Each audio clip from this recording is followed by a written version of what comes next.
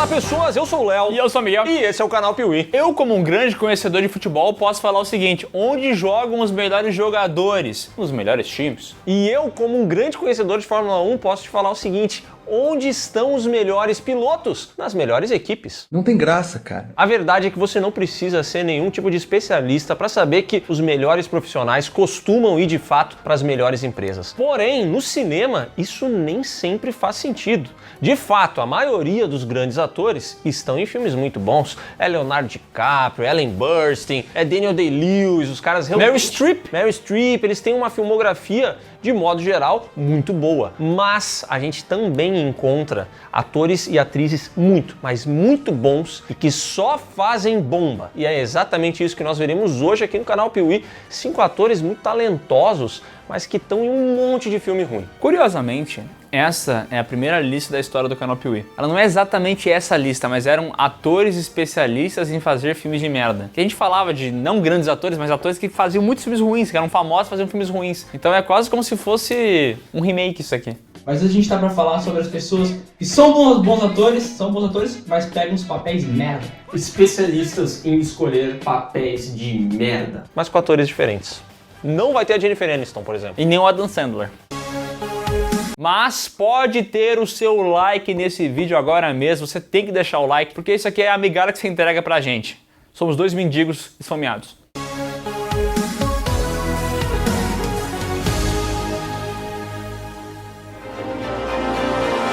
Dizem que um bom protagonista começa sendo um bom coadjuvante, e isso pode ser verdade, já que o Michael Fassbender lá em 300 fazia apenas um dos soldados daquele exército. Go now, run along and tell your Xerxes he faces free men here, not slaves. Lá em Bastardos Inglórios ele já teve um papel de um pouquinho mais de destaque e entregou excelentes cenas. Inclusive ele tá naquela cena que é lembrada por muitos, onde ele erra o jeito que os alemães gesticulam 3. Ich mag Scotch, Scotch mag mich nicht.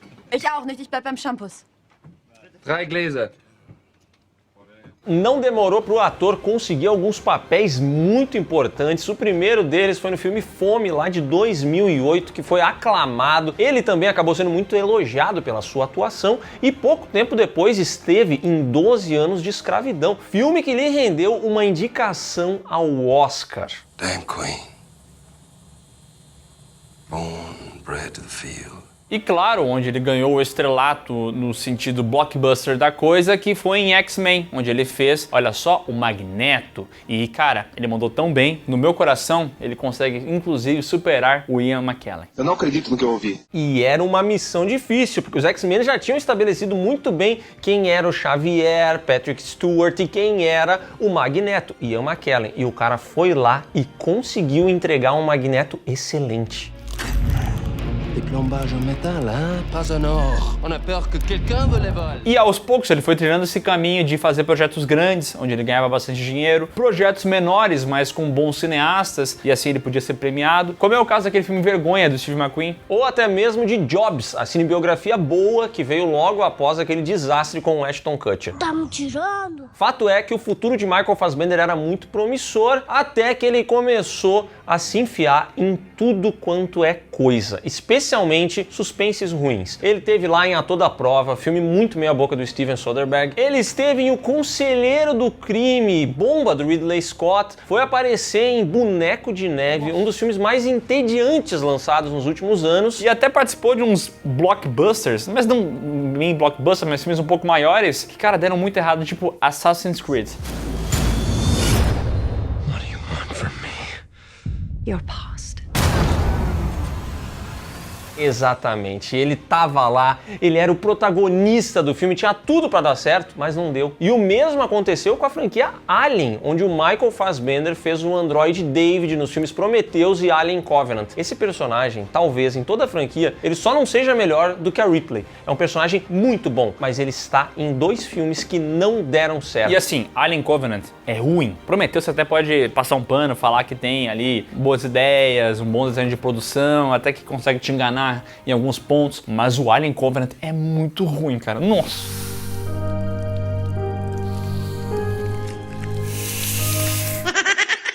Em 2019, Michael Fassbender tirou um tempo sabático, ficou alguns anos sem atuar, até que ele retornou como protagonista do novo projeto de David Fincher, um dos diretores mais renomados da atualidade, O Assassino, que veio a se tornar um dos filmes mais esquecíveis do David Fincher. Então, Michael Fassbender é esse cara. Ele tá sempre bem em todos os filmes, mas infelizmente a maioria dos filmes que ele faz não são bons.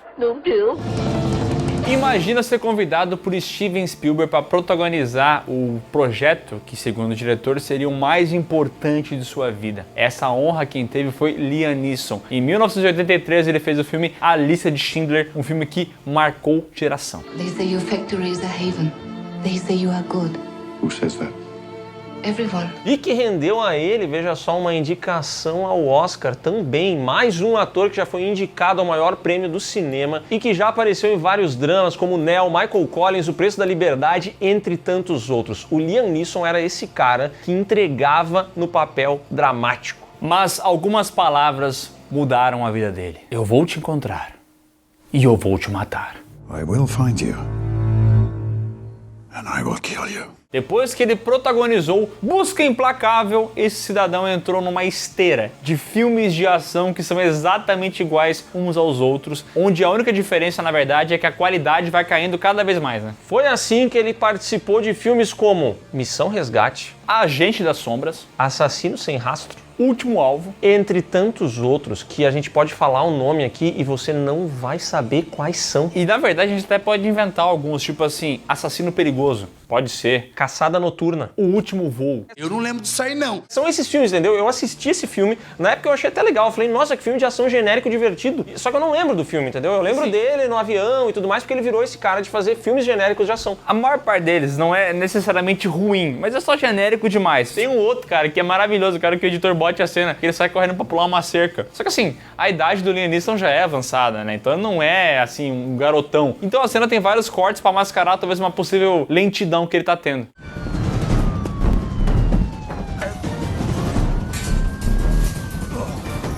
Corte rápido. Faca.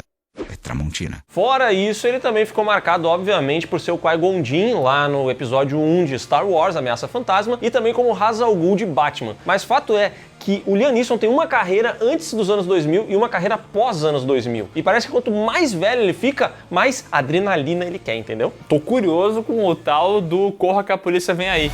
What do you want, little one? Your ass. Cara, eu acho uma puta escolha, tá? Eu não sei como vai ser, mas eu... Assim, eu vou queimar minha língua, com certeza, mas eu adorei a escolha. Eu tô ansiosíssimo pelo filme. Tu adorou a escolha? Só que não tem nada a ver com o Leslie Nielsen. Nada. Nada a ver, irmão. O cinema tá cheio de parcerias que deram certo, tipo Martin Scorsese com Robert De Niro, Martin Scorsese com Leonardo DiCaprio, ou até Cillian Murphy com Christopher Nolan. E nessa seara também temos Uma Thurman e Quentin Tarantino. Em 94 teve Pulp Fiction, um filme memorável onde ela atuou muito bem, fez um personagem icônico que muita mulher aí tá tentando copiar o visual dela, sabe, de cabelinho meio... Ela é tipo aquelas garotas que é mais ou menos a grill. E que, veja só, mais uma vez, uma indicada ao Oscar. Ela foi indicada por Pulp Fiction, ela ali que atuou como a Mia Wallace, né, uma personagem muito memorável, mas que alguns anos depois receberia dessa parceria com o Tarantino um papel ainda mais marcante, que era o da noiva de Kill Bill, volume 1 e 2. Filme foda! Que vai ganhar a SEGA aqui no canal Piuí, tá? Já adianto.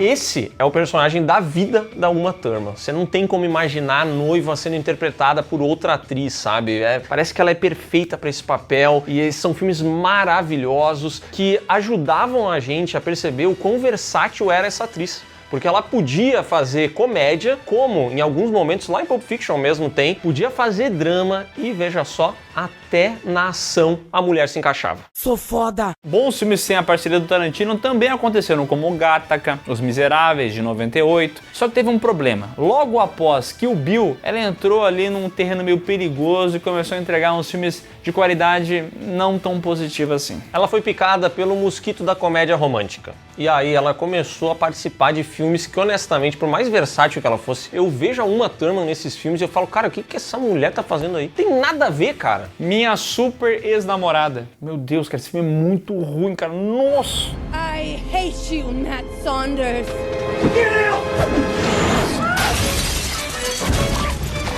Tem o Feito Cães e Gatos também, tem um mais anterior que é o Batman e Robin, onde ela faz a Era Venenosa, que é um filmeco. Tem um que era pra ser legal, que era pra ser bom, inclusive é o título do filme, Be Cool. Tinha ela e o John Travolta. Tinha até o Dwayne Johnson nesse filme, tá ligado? O irmão The Rock. Well, just a producer's credit and a little something on the back end. Which could end up being millions. E ela esteve em vários projetos pretensiosos, que eram pra dar muito certo, entendeu? O Batman e Robin é um caso, mas a gente tem também o Para Maiores, que a gente já falou aqui no Piuí, aquele filme que reúne todas as grandes estrelas do mundo pra fazer comédia. Ela também apareceu lá em Os Vingadores, tá lembrado? Não nos Vingadores da Marvel, né? Nos Vingadores lá, um filme do passado, que era uma do Sean Connery, que era pra ser adaptação de uma série, que deveria ter dado certo, mas não deu. Cara, esse filme tem Sean Connery, Ralph Fiennes e Uma Thurman. E ele é um lixo.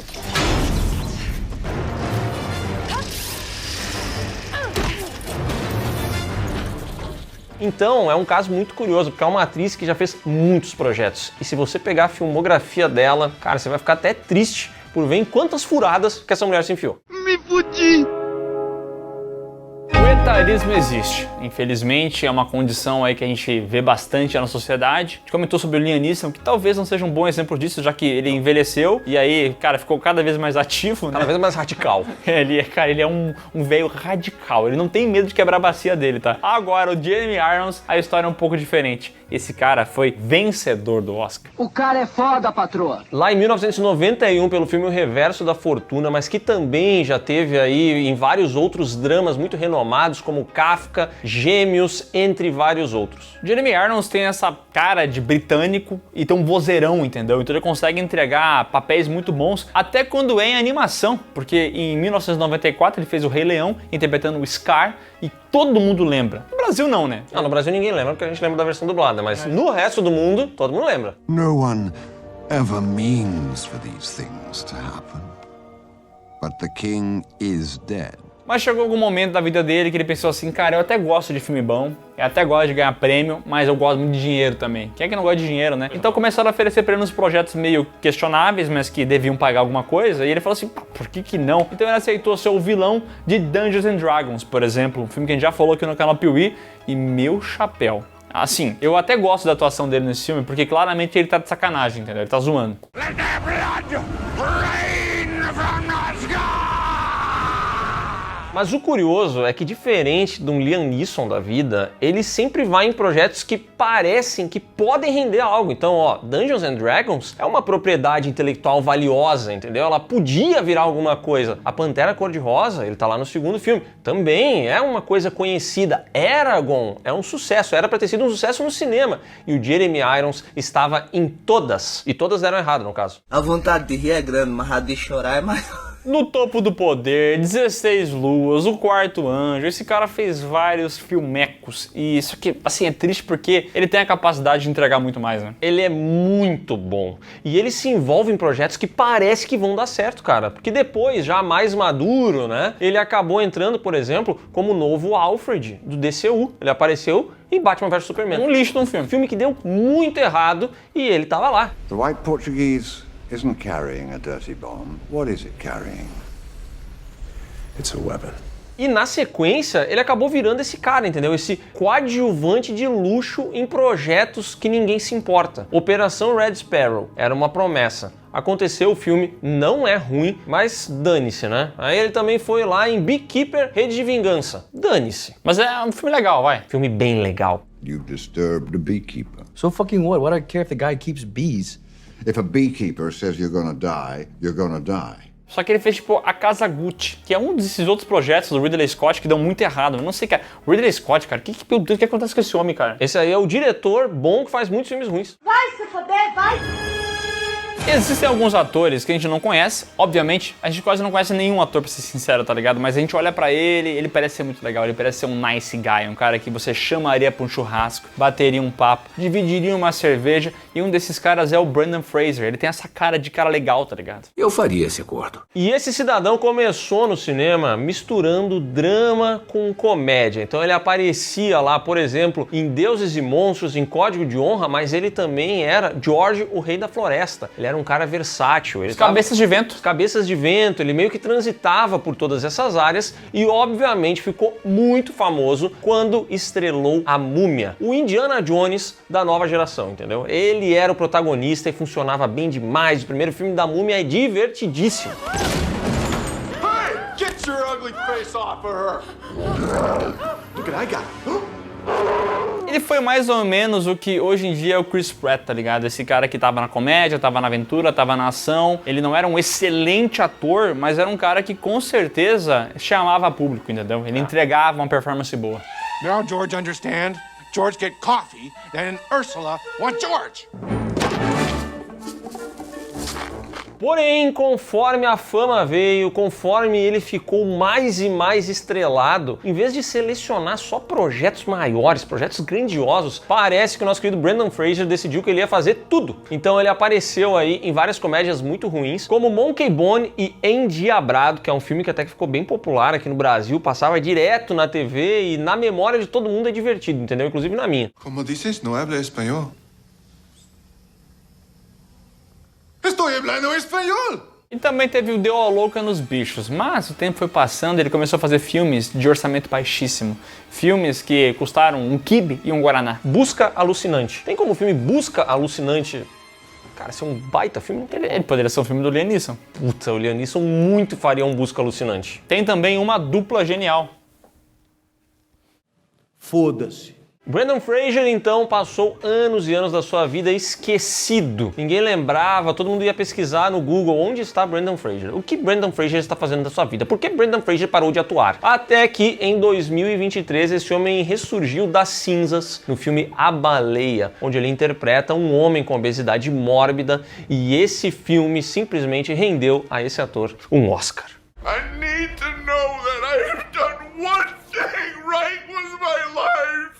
Daqui pra frente só Deus sabe o que vai acontecer. E uma coisa triste, na verdade, é que o Brendan Fraser já comentou, né? Já deu declarações falando que a carreira dele passou por vários percalços de executivos que tentaram fazer coisas que ele não queria e tal, botaram ele em situações horripilantes e ele teve que passar por isso pra poder conseguir papéis, não aceitou outras coisas e é por isso que caiu no ostracismo. Então ele deixa claro pelas declarações dele que esse negócio de conseguir bons projetos não parece tão fácil assim não, né? Parece que envolve uma parada meio dark. Esse é um cara que acabou sendo marcado, não aceitou fazer algumas coisas e por isso foi esquecido. Mas agora com essa retomada, né, com a comoção mundial, porque como ele é um cara que parece ser muito legal, todo mundo ficou muito feliz por ele ter ganhado o Oscar, por ele ter reaparecido, a presença dele no filme foi importantíssima. Então agora vamos ver para onde vai Brendan Fraser.